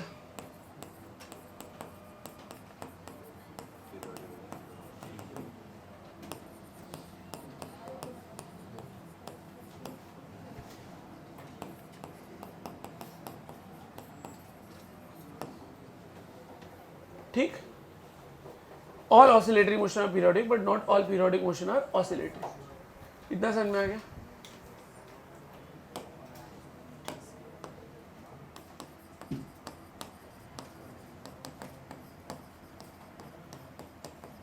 harmonic function, sign और कोसाइन फंक्शन जो है उसको हम लोग हार्मोनिक बोलते हैं, ठीक है। मैथ में आपके हिसाब से हार्मोनिक क्या होता है? HP, yes. तो सब मैथ वाले हैं, मैं कुछ नहीं बात करूंगा, अगर आप बताएंगे तो डिस्कशन करूंगा, वरना नहीं करूंगा। AP तो आपको पता है, उसी का उल्टा है, करेक्ट है ना। तो AP में there is common difference, GP में there is some common ratio, बराबर है, उसी का उल्टा ही आपका चलता है, करेक्ट है। तो हार्मोनिक फंक्शन ये है, all sine cosine function are harmonic, ठीक है। अब हम जो पढ़ रहे हैं वो एक टाइप का हार्मोनिक फंक्शन पढ़ रहे हैं, अपने चैप्टर में ये वर्ड है हार्मोनिक है, बट अपने में एक और वर्ड है सिंपल। तो सिंपल हार्मोनिक के लिए क्या क्या कंडीशन होनी चाहिए? अच्छा, हार्मोनिक फंक्शन ट्रिग्नोमेट्री रेशियो है, उनका और क्या क्या होना चाहिए, और कंडीशन होना चाहिए कि उनका एम्पलीट्यूड कांस्टेंट होना चाहिए। सर कुछ समझ में नहीं आता, एम्पलीट्यूड का मतलब पता है आपको? Can you remember what is maximum displacement from mean position, और उनका फ्रीक्वेंसी फिक्स।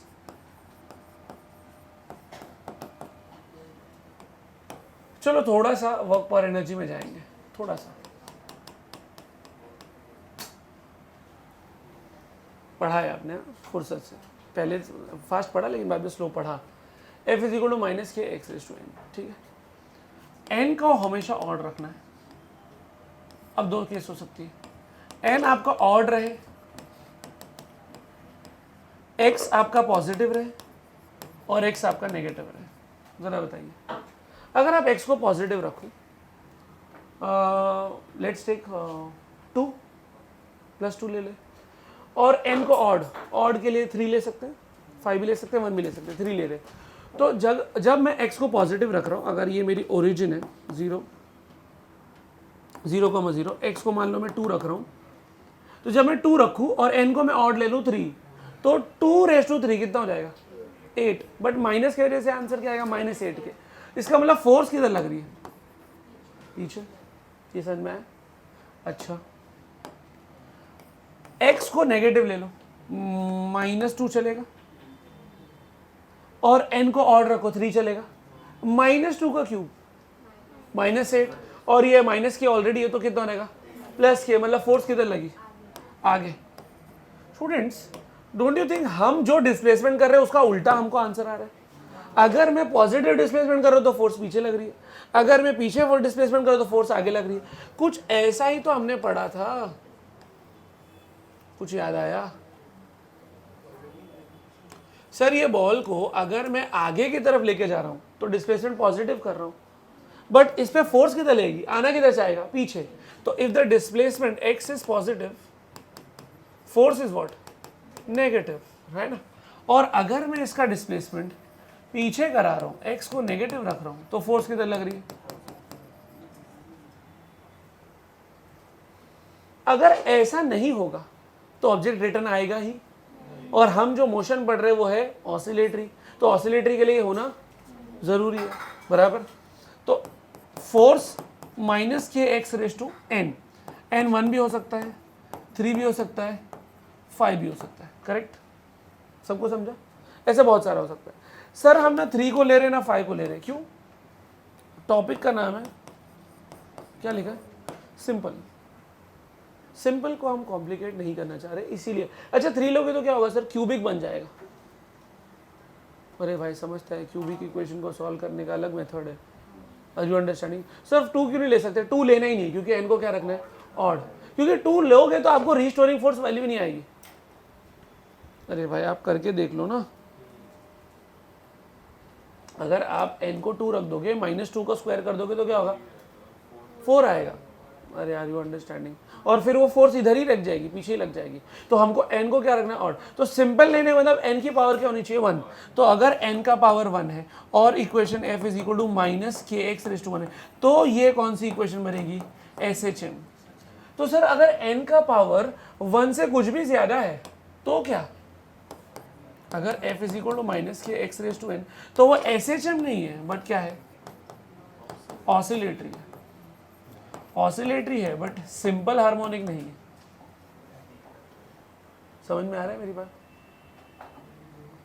सर n का मतलब 1, कभी कभी ऐसा भी लगता है ना कि n का मतलब 1 मतलब लीनियर।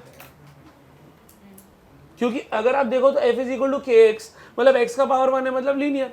तो क्या ये लीनियर है? हाँ, ये यूजुअली हम लोग लीनियर ही लेते हैं। कुछ भी सर। पेंडुलम किधर लीनियर मोशन करता है? पेंडुलम तो ऐसा ऐसा करता है। उस मोशन को एंगुलर बोलना चाहिए। समझा? स्प्रिंग ब्लॉक समझा? स्प्रिंग ब्लॉक वाला तो लीनियर है, ऐसा ऐसा। अच्छा स्प्रिंग ब्लॉक ऐसा ऐसा भी लीनियर है। अच्छा लकड़े वाला जो फ्लोट कर रहा था वो भी लकड़ा वाला वैसे ही फ्लोट करता है, तो कुछ समझता ही नहीं। ठीक है, तो ऐसा ऐसा कर रहा है तो भी वो भी लीनियर है, ऐसा ऐसा कर रहा है लीनियर है। अंडरस्टैंडिंग? लेकिन ये पेंडुलम कहाँ से लीनियर हो गया? अगर हम डिस्प्लेसमेंट को छोटा रखें, एंगुलर डिस्प्लेसमेंट को, तो वो जो आर्क बनाएगा उसको हम लोग लीनियर मान सकते हैं। अरे S is equal to r theta में ये फॉर्मूला एक्चुअली कैसे आया पता है ना आपको? ये फॉर्मूला साइन थीटा से आया है। ये नहीं पता आपको? साइन थीटा से ही आता है ये फॉर्मूला। जब एंगल छोटा होता है ना, मतलब ट्रिग्नोमेट्री जब आप करते हैं, ये कहाँ पे आपको है? जैसे फॉर एग्जाम्पल देखो, सुनो सुनो,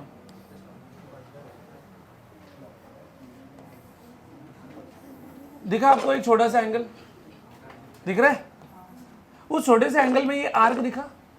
ये आर्क इतना छोटा है कि आप इसको क्या ले सकते हैं? स्ट्रेट लाइन ले सकते हैं। तो ये आर हो गया, ये आपका क्या हो गया? Arc length. तो बोलो साइन थीटा क्या होना चाहिए? Opposite upon hypotenuse. करेक्ट है? और इसमें देखो, करेक्ट। तो यहां पे क्या बनेगा? S is equal to r theta.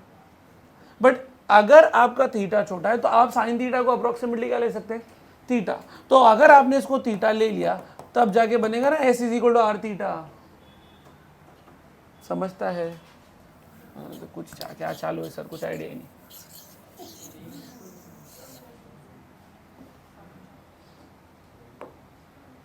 कहाँ गए हम लोग? ऊपर। ठीक है, तो बोलने के लिए लीनियर है बट लीनियर वर्ड यूज नहीं करने का। बोलने का कौन सा हमेशा? सिंपल। सिंपल हार्मोनिक मोशन, ऐसा मोशन जिसमें ये आपका कंडीशन सेटिस्फाई हो, दैट इज n की वैल्यू क्या होनी चाहिए? 1। ठीक।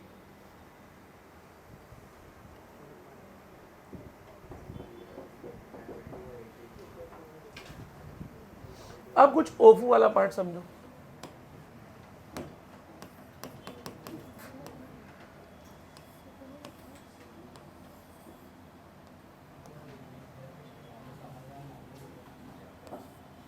मान लो एक पार्टिकल पहले पी पे था और वो क्यू पे आ गया। जब टाइम t1 था तब वो पी पे था, जब टाइम t2 हुआ तो वो क्यू पे आ गया। और ऐसा घूमने के चक्कर में उसने डिस्प्लेसमेंट किया कितना? थीटा। तो इसका ओमेगा जो लिखेंगे सर वो लिखेंगे ऐसा कुछ, सर्कुलर मोशन में पड़ा है, जिसको आप लिख सकते हैं θ2 minus θ1 divide by T2 minus T1। समझ रहे? इस ओमेगा को आप क्या बोलते थे? बोलो। Very good, angular velocity.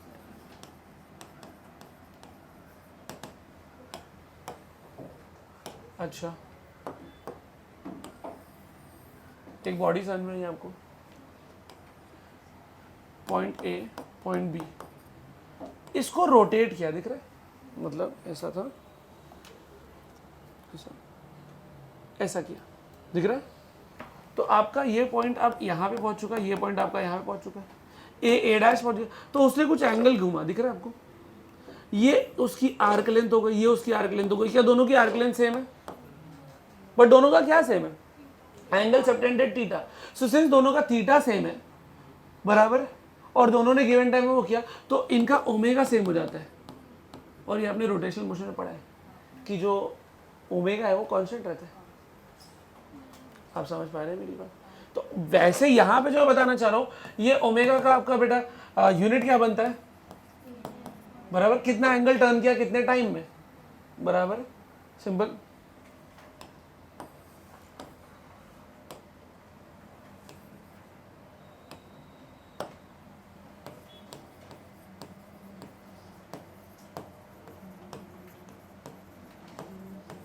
क्या लिखा है? Angular frequency omega.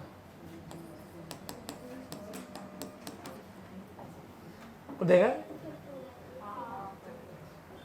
मेरा दिमाग ना एकदम थोड़ा खराब हो रहा है। ओमेगा को एंगुलर वेलोसिटी बोलते हैं, और एंगुलर फ्रीक्वेंसी को तो एन बोलते थे, एफ बोलते थे, जो अपन लिखते थे आरपीएम या आरपीएस। आरपीएस मतलब राइजिंग पुणे,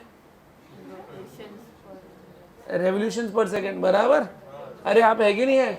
समझ में आ रहा है मेरी बात? तो सर ये क्या है, कंफ्यूजन हो रहा है भाई। इसमें एंगल कितना चेंज हो रहा है कितने टाइम में, इसमें ये चीज कांस्टेंट है। How come this is constant? Time period fix रहता है। कौन से मोशन में?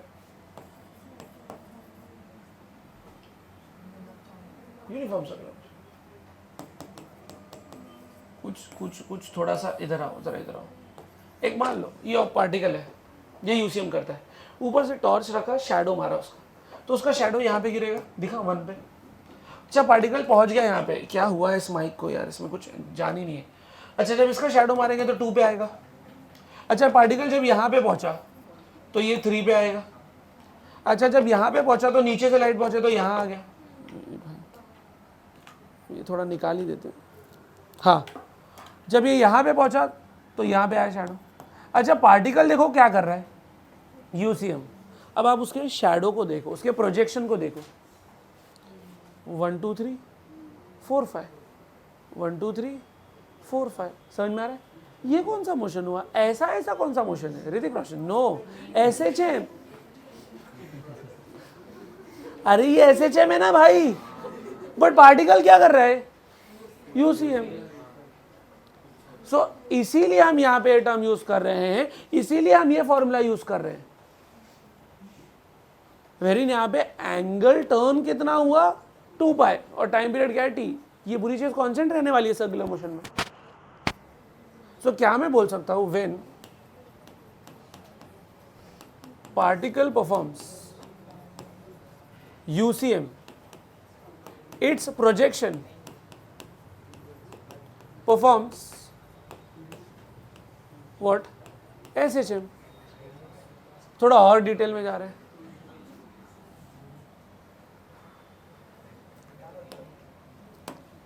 अगर यूसीएम कर ही रहा है भाई, तो इस आर को बोलते हैं पोजीशन वेक्टर। याद आ रहा है कुछ? अच्छा, पोजीशन वेक्टर का डायरेक्शन क्या है? अलोंग द रेडियस, है ना, अवे फ्रॉम द सेंटर। अरे बोलो। अच्छा, और अगर वो सर्कुलर कर रहा है तो एक नेसेसरी एक्सेलरेशन होना चाहिए। कौन सा नेसेसरी फोर्स? कौन सी है? टेंजेंशियल फोर्स नहीं, फोर्स एक बहुत जरूरी फोर्स है, वो नहीं होगा तो होगा। जो आप बता रहे हो वो टेंजेंशियल लग नहीं रहा है, वो अलोंग द रेडियस है। सेंट्रीपिटल फोर्स, तो कौन सा एक्सेलरेशन आना चाहिए? Centripetal acceleration. और सब लोग जानते हैं centripetal acceleration is along the radius towards the centre. अरे बोलो। तो इसीलिए तो सर ने ये फॉर्मूला पढ़ा है आपको। माइनस का लफड़ा बताओ क्यों है? क्योंकि सर AC और R का डायरेक्शन ऑपोजिट है ना। AC along the radius towards the centre है और R along the radius away from the centre है। और अगर आप देखो तो ये ओमेगा आपका क्या रहने वाला है? फिक्स। क्लियर है? अब थोड़ा इधर आओ।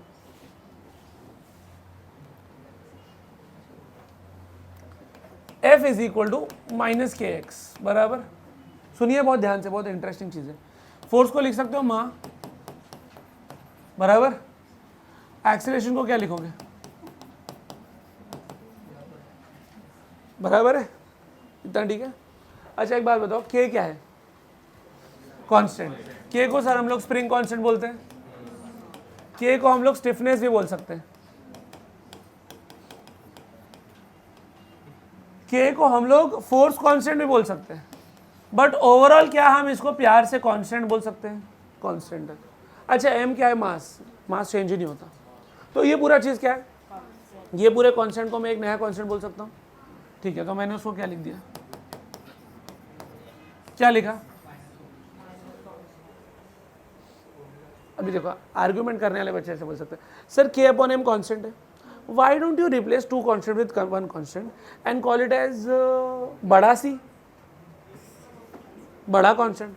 Why don't you replace it with one बड़ा letter and call it as alpha? बोल दो अल्फा कांस्टेंट। क्या जरूरत है ओमेगा स्क्वायर लिखने की? सवाल समझा? आप चाहो तो इसको रिप्लेस करके कुछ भी लिख दो, गैमा लिख दो, बोलो गैमा इज कांस्टेंट, अल्फा लिख दो, अल्फा इज कांस्टेंट। समझा मेरी बात? थीटा लिख दो, बोलो थीटा इज कांस्टेंट, टी लिख दो, बोलो टी इज कांस्टेंट, बड़ा के लिख दो। लेकिन आप ओमेगा स्क्वायर क्यों लिख रहे हो? क्योंकि ये क्या किसकी इक्वेशन है? SHM, और उसको रिलेट किससे करना है? UCL। तो वहां पे आपके पास था सेंट्रीपिटल एक्सेलरेशन, यहां पे आपके पास लीनियर एक्सेलरेशन, वहां पे था पोजीशन वेक्टर r बार, यहां पे है डिस्प्लेसमेंट वेक्टर x बार।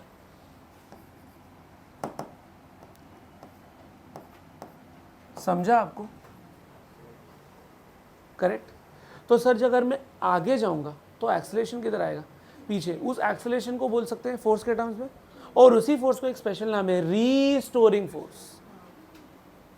तो SHM का डेफिनेशन अब इंट्रोड्यूस हो रहा है कि ऐसा मोशन जिसमें एक्सेलरेशन और डिस्प्लेसमेंट कैसे प्रोपोर्शनल हो? डायरेक्टली। बट उनका डायरेक्शन क्या होना चाहिए? ऑपोजिट। अगर हम आगे जाएं तो एक्सेलरेशन पीछे, हम पीछे जा रहे हो तो एक्सेलरेशन आगे। Are you understanding? तो ये है SHM का कंडीशन। अच्छा x का पावर बता दो क्या है? 1। और ये कहानी आपने ऑलरेडी पढ़ ली है। कौन सा मॉडल याद है? स्प्रिंग मॉडल पढ़ाया गया आपको, है ना? ये तो पढ़ाया गया ना, इसलिए मैं ज़्यादा टाइम नहीं लगा रहा हूँ इस पर। बोलो ये तो मीन पोजीशन है, तो यहाँ पे फोर्स कितनी है? 0। सर ये एक्सट्रीम पोजीशन है, यहाँ पे x पॉजिटिव है बट फोर्स किधर लग रही है? पीछे। सर ये x नेगेटिव है यहाँ पे, बट फोर्स किधर लग रही है? आगे। समझ में आ रहा है? तो ये तो आपने पढ़ा है। तो आपने UCM और SHM का रिलेशन पढ़ लिया, इसीलिए SHM स्टार्ट करने के पहले UCM अच्छे से आना चाहिए। क्या कर दूं? फैन ऑफ कर दूं? अच्छा what about omega square? Omega square is called as what? Angular frequency. Velocity बोलना है, क्या बोलना है? फ्रीक्वेंसी। यूनिट सेम ही रहेगा, रेडियन पर सेकंड, बट अपने चैप्टर में omega is treated as what? Constant. और वो ओमेगा जो आप पढ़ते हो बेटा, वो काइनेमेटिकल इक्वेशन में θ2 माइनस θ1 वाला, वो अलग है। अरे यार पढ़ते हो ना यार, theta is equal to omega initial d plus half alpha t square. Clear? लिख लो भाई।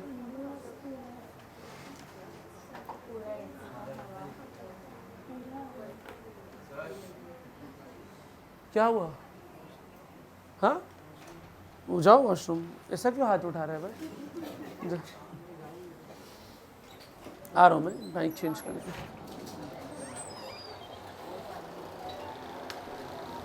मैडम माइक चेंज करवा दो।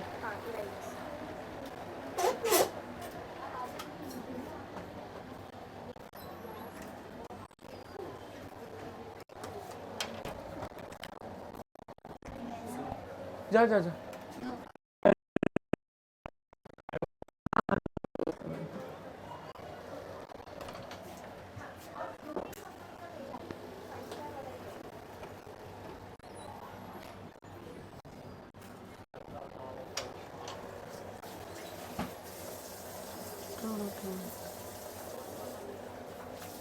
ए अली तू बाहर क्यों निकला? तू अंदर जा। Thank you. तू अंदर जा। 2 लोग गए ना अभी।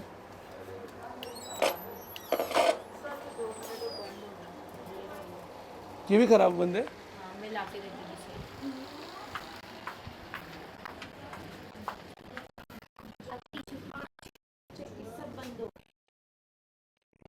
स्पीकर इसका तुम्हारे नीचे कोरल पापा किधर है?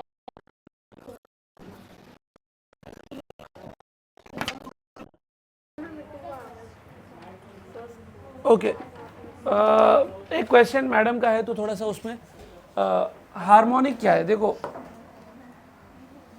सबसे पहले हमने ब्रेकअप ऐसे किया था ना, मोशन कर लिया था, फिर हार्मोनिक किया, फिर सिंपल किया। सिंपल में तो आपको पता है 1 डालना है।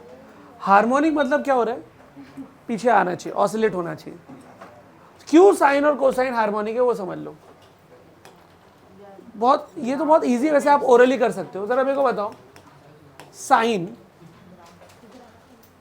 क्यों हार्मोनिक है, वाई हार्मोनिक, ये हम लोग डिस्कस कर रहे हैं, बहुत इजीली हो जाएगा। अच्छा एक बात बताओ, अगर x equal to sine theta लिख दूं मैं, ठीक, अगर मैं इसको डिफरेंशिएट करूं तो वेलोसिटी आ जाएगा। आपको पता है साइन का डेरिवेटिव क्या होता है, बोलो? कॉस होता है बेटा, माइनस नहीं होता है, ठीक, बराबर, पक्का। और अगर वेलोसिटी का डेरिवेटिव ले लो तो क्या रहेगा, तो ये हो जाएगा माइनस साइन। अच्छा एक बात बताओ, कहना से मुझे जो भी आंसर आया वो -x के टर्म्स में है, बराबर। अच्छा यहाँ पे मैं a भी डाल सकता हूँ, मान लो अगर एक कांस्टेंट डाल के रखा, बराबर, तो क्या मेरे को ये कंडीशन आई कि a is directly proportional to -x? x का पावर क्या है? तो सिंपल है। हार्मोनिक क्यों है? क्योंकि सर वो रिटर्न आ रहा है ना, अब समझ में आ गया। तो ये साइन थीटा के लिए। अच्छा कॉस के लिए ओरली करके बताओ, पहले कॉस का डेरिवेटिव लोगे तो क्या आएगा, माइनस साइन, फिर उसी माइनस साइन को, माइनस को बाहर रखो, साइन का डेरिवेटिव लोगे तो क्या जाएगा, कॉस। इसका मतलब स्टार्ट किया कॉस से और जाते जाते एंड में भी क्या है, कॉस पे, मतलब पुराने आंसर पे आ गए, और एक्स्ट्रा में क्या मिल गया, माइनस। तो acceleration is initial value along with what you are getting, minus. समझ में आया? तो इसीलिए हम इसको क्या बोल रहे हैं, सिंपल बोल रहे हैं और हार्मोनिक भी बोल रहे हैं।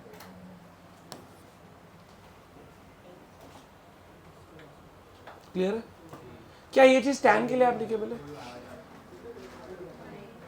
टैन का सर डेरिवेटिव हो जाएगा sec स्क्वायर x, फिर sec स्क्वायर x का डेरिवेटिव क्या करना पड़ेगा, 2 sec x derivative of sec x which is sec x tan x, तो हो जाएगा 2 sec square x tan x। चालू किससे किया था, चुपचाप tan x से, और पहुंच किधर गया, 2 sec square x tan x। तो मेरे को इनिशियल वैल्यू थोड़ी आई, ऊपर से साला फंक्शन में 2 भी आ गया। Are you understanding? ये हो गया सबका लिख के, पक्का? तो प्लीज एक डेफिनेशन लिख दो ना, अगर ये वाला पार्ट हो गया तो डेफिनेशन लिख दो। Simple harmonic motion, simple harmonic motion is an oscillatory motion, is an oscillatory motion,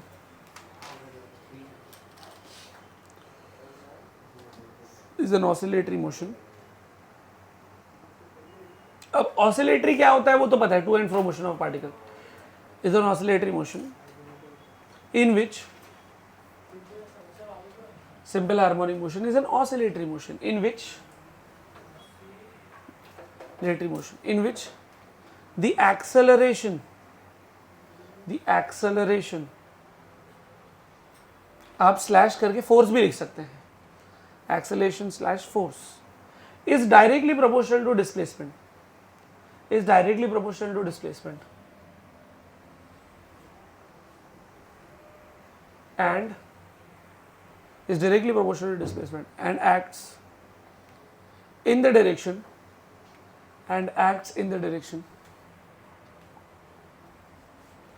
and acts in the direction opposite to it.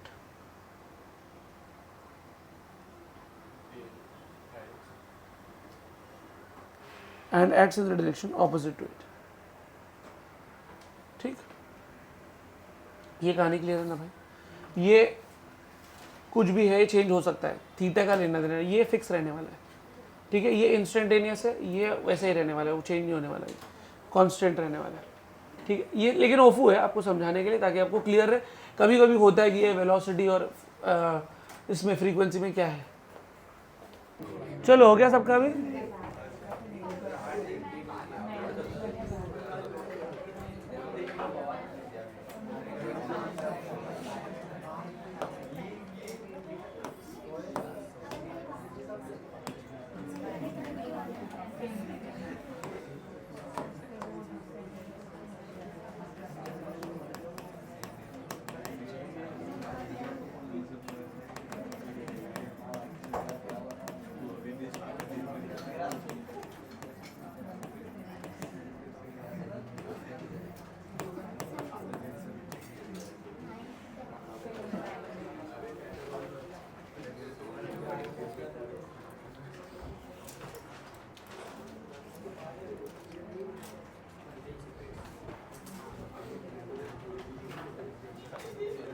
चलो,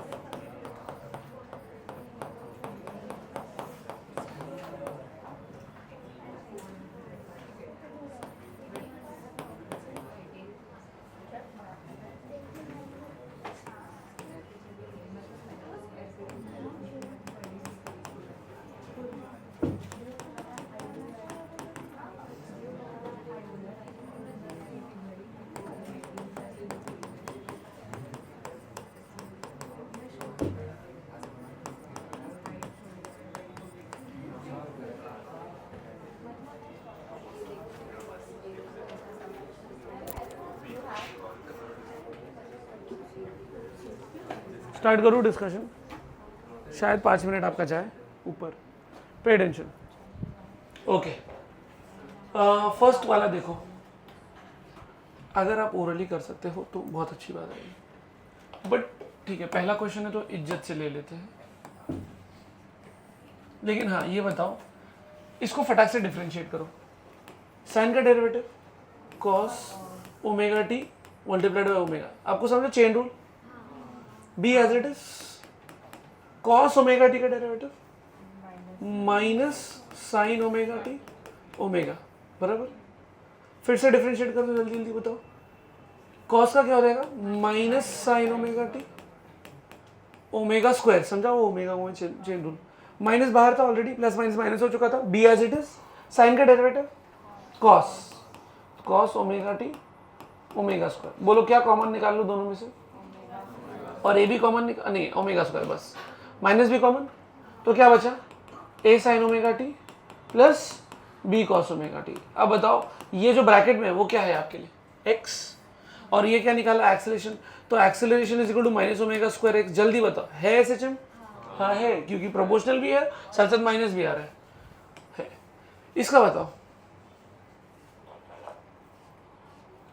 ओरली करे बताओ। ये आपको पता है ना e raise to omega t का e raise to omega t होता है ई रेस टू एक्स, तो e raise to minus omega t का होगा e raise to minus omega t और माइनस ओमेगा बाहर, माइनस ओमेगा को साइड में रखो, फिर से derivative e raise to minus omega t e raise to minus omega t फिर से माइनस ओमेगा। अच्छा पहले एक माइनस ओमेगा था फिर से एक माइनस ओमेगा आया, minus omega into minus omega plus, तो क्या एसएचएम है? नहीं, क्योंकि प्लस आ गया ना।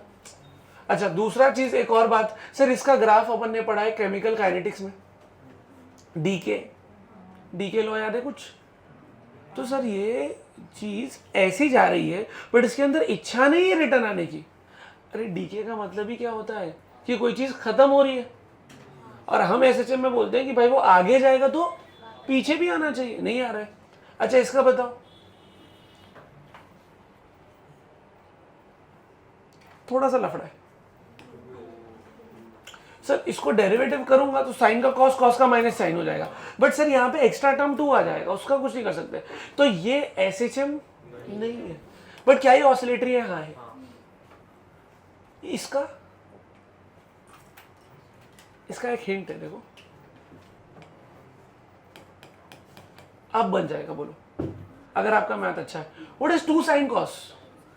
Sign 2 omega t. अच्छा फिर साइन 2 ओमेगा टी क्या बनेगा? कॉस 2 ओमेगा टी, फिर वो कॉस 2 ओमेगा टी क्या बन जाएगा? Minus sine 2 omega t. तो रिपीट होगा, ये है SHM. Log function, what is log of x? 1/x, फिर 1/x का डेरिवेटिव माइनस 1/x। तो सर इसमें तो लॉग गायब ही हो गया, रिटर्न कहाँ आया? साइन क्यूब, पावर चेक कर लो भाई, ऑसिलेटरी है बट सिंपल नहीं है। अच्छा और अगर आपको याद है तो आप साइन 3 थीटा का फॉर्मूला पढ़ते थे कुछ, 3 साइन थीटा माइनस, तो 4 साइन क्यूब थीटा को इधर उधर करोगे, फिर साइन क्यूब थीटा को समथिंग बनाओगे 3 साइन थीटा, जो भी तुमने बोला अभी बराबर, फिर उसको डिफरेंशिएट करोगे तो लगभग आएगा, बट प्रॉपर एसएचएम नहीं आएगा। इसका अरे अंदर वाले को छोड़ो, अंदर वाले को थीटा अगर मान लोगे तो कॉस का डेरिवेटिव माइनस साइन, फिर माइनस साइन का डेरिवेटिव कॉस, तो माइनस भी आ गया और कॉस भी रिटर्न भी आ गया, तो ये है करेक्ट। घर पे आके कर लेना। इसका बताओ क्या होगा? 1 का derivative 0, omega plus 2 omega t, फिर से डेरिवेटिव लूंगा तो ये टर्म भी गया ये टर्म भी गया, तो पुराना टर्म तो रिटर्न आया नहीं, तो ये भी एसएचएम। ये तो सर एक क्वाड्रेटिक इक्वेशन है बराबर, मतलब जैसे जैसे टी बढ़ेगा एक्स बढ़ेगा, तो एक्स रिटर्न कब आएगा? आएगा ही नहीं। ये बताओ डेरिवेटिव लो एक्स, ये 0 हो जाएगा, नहीं हो पाएगा, तो रिटर्न सेम टर्म नहीं आने वाला क्योंकि ए गायब भी हो जाएगा अपना, तो ये भी एसएचएम नहीं है। क्या ऑसिलेटरी है? हाँ है। ठीक है लिख लो फटाफट।